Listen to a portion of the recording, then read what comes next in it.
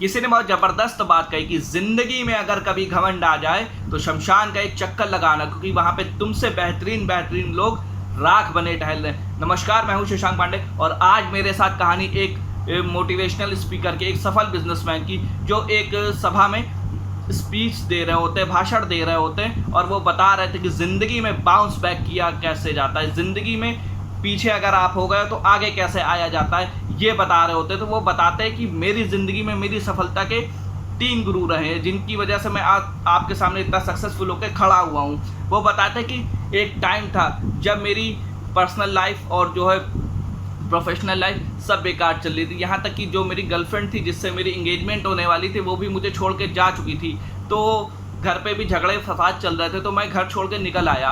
तो जब मैं घर छोड़ के निकल आया, मैं जा रहा था तो रास्ते में एक गांव पड़ा और रात भी हो चुकी थी। तो मैंने रात में देखा कि एक आदमी दीवार पे कुछ ठोक रहा है। तो मैंने उसे देखा और मैंने कहा कि भाई साहब, क्या मुझे रात गुजारने का मौका मिलेगा, क्योंकि जो मैं बहुत भूखा भी हूँ और थका हुआ भी हूँ, तो मेरी मदद हो जाए। तो वो चोर था और वो मुझसे कहता है कि मैं तो खुद चोर हूँ और चोरी करने आया हूँ, तो मैं तुझे कहाँ से रखूँगा। लेकिन मैंने उससे काफ़ी मिन्नतें की, तो मिन्नतें करने के बाद उसने कहा ठीक है।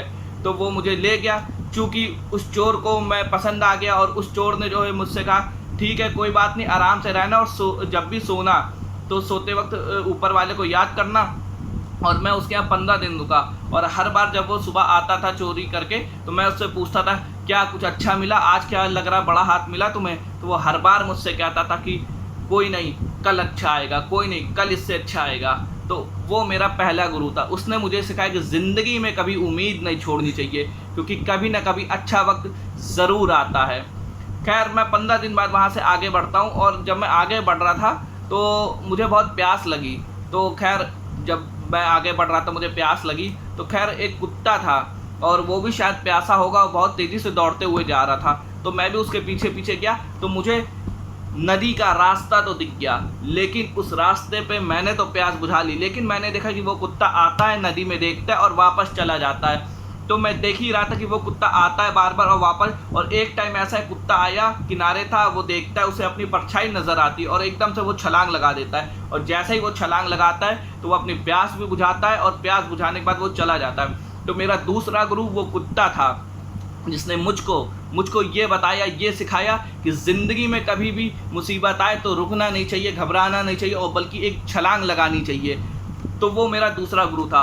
और ऐसे ही मैं आगे बढ़ा तो एक बच्चा जा रहा था, तो वो बच्चा मोमबत्ती जला के जा रहा होता है। तो मैं बैठा था, मस्ती के मूड में था, मैंने सोचा चलो बच्चे की थोड़ी फिरकी ली जाती है। तो मैंने उस बच्चे से पूछ लिया कि ये बताओ बेटा कहाँ जा रहे हो। तो बच्चा कहता है कुछ नहीं, मैं मंदिर जा रहा हूँ। तो मैंने कहा बेटा तुम मंदिर जा रहे हो, लेकिन ये बताओ तुमने जो ये कैंडल जलाई हुई है, मोमबत्ती जलाई हुई है, तो इसको जब तुमने जलाया था तो रोशनी जो उजाला आया था वो कहाँ से आया था।